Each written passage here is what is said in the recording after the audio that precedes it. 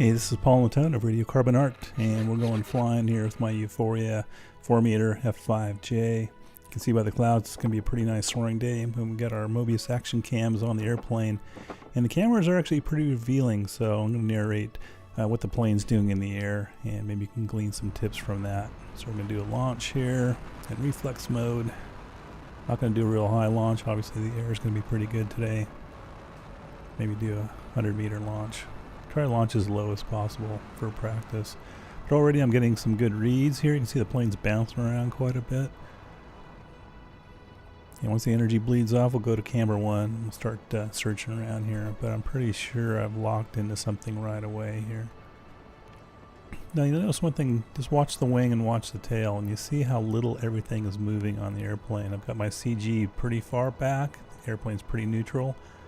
But with the elevator mechanical linkage set up perfectly, I have no expo, no dual rates, and I have very precise elevator control. That's partly due to the MKS servo, which is very, very precise, but also got run really far inside on the servo horn, and everything mechanically is really smooth. So the smallest amount of stick inputs, I get response, but I have the maximum amount of resolution in the servo. So you see the elevator's not moving very much at all.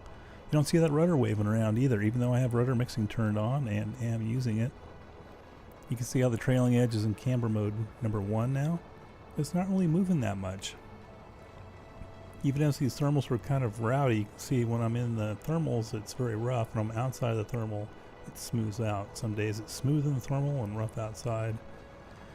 But you can again see that trailing edge. Now I'm transitioning, I just did a full turn reversal, and you didn't see much move on that wing, did you? So very minimal amount of rudder and aileron it took to roll the airplane back the other way. And that's a well-balanced airplane. Minimal throw, being very smooth. I do have some what's called snap flap or elevator camber mix, so I'm pulling a little bit more than the usual amount of elevator. I'm getting a little bit more extra camber in the wing, and and also reflex as well.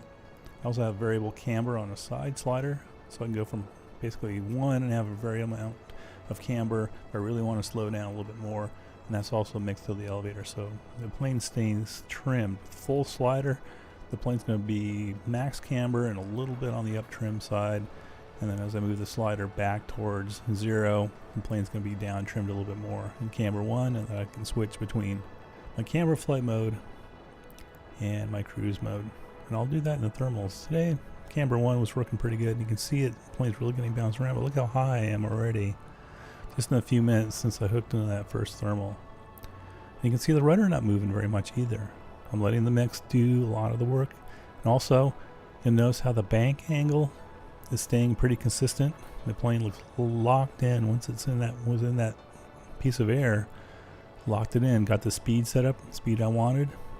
Always fast. In this shot here, you can see that bank angle holding it, how the nose is going right across the horizon there. It's not porpoising up and down. The speed of the turn is consistent too. So, you know, it's really important to work on the speed control and pitch control of your elevator so I can feel the plane. I always try to fly on the faster end of the speed envelope too. Be able to read the plane a lot better, be able to move around and feel the edges of the thermal a lot better and stay in that stronger core. So things just aren't moving on their plane.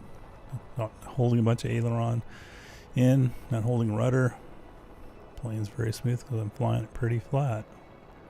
So think about your differentials. How much differential do you need when things aren't moving on the wing? That's kind of should be your goal. So a lot of people stress a little bit too much about differentials, but minimize the differential and just get the airplane to roll cleanly. But most of the time you're flying, you're not using that much roll. More surface deflection is just more drag. So, you know, I'm letting the plane fly itself. If you watch my stick, I'm barely moving it. Right there, I changed the bank angle because I want to go search. Thermal's getting weird, so I straightened the plane out, gained a little speed. You can see how it's kind of yawing around too. So I'm building some speed here. You see how the plane's going much faster now. Looking for some new air. Not going too fast and not losing too much altitude. Searching for that next piece of lift. This is reading the elevator. A little bit later in the flight, Again, cruising, looking for some new lift. You see how smooth it is between the thermals. And let's see if the airplane gets bumped around a little bit more. So I'm slowing down. I'm starting to read a little bit of energy. And there it is. You'll see the airplane starting to bounce around a little bit more. And that's my new piece of air. Again, you're not seeing, much deflection in the trailing edge or the rudder. Things aren't flapping around back there. If you're having to move the control surfaces a lot, you don't have your CG set up right, or you have way too much throw and everything. Everything's optimized mechanically first, and then maximizing the radio for maximum resolution, and just getting enough throw so I can maneuver the airplane, and really tuning those flight modes so the plane's on autopilot a lot of the time.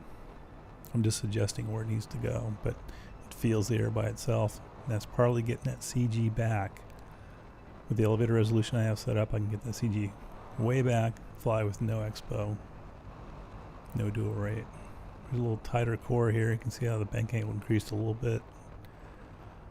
But you can see how the speed stays very consistent. I'm not slowing down, speeding up, slowing down, speeding up. Flying as fast as I can, 40-mile lifts. I guess we're bored. Let's do some inverted flying. Really good lesson, learn how to fly inverted. And there was a pretty big piece of air I got into and actually thermal it out inverted. Now, inverted is going to tell you how nose heavy you are. This plane's pretty neutral. It takes just a touch of downstick to hold it inverted and keep a decent speed. You can see the birds going by here. Thermal up quite nicely. Of course, it's about half as efficient as right side up, but it still works. If you're holding a lot of downstick, your plane's probably too nose heavy. That's a really good clue for that.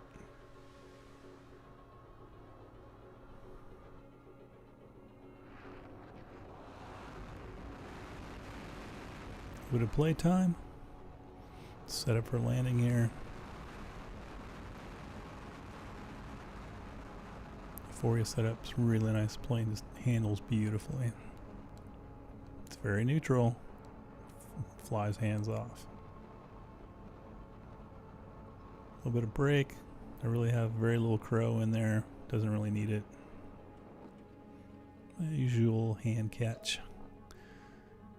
Good flight. Time to change batteries, go up. If you want to learn more about thermaling, get my new Thermal Soaring Masterclass video I just released. 2 hours of really deep stuff on thermaling. And also for you newbies, we've got the Secrets of Thermal Soaring for Beginners, High Performance Thermal Soaring for the Intermediate, and of course the new Thermal Soaring Masterclass for the more advanced pilot. But you can get all these three together in a really good discount package, DVD or download. Highly recommend you check them out at radiocarbonart.com. Take PayPal, we have it really, and cards, we have a really nice store to check out. We've got a whole variety of pretty deep collection now of videos on how to build planes, tune them, fly them, electrics, thermal, radiocarbonart.com. Thanks for watching.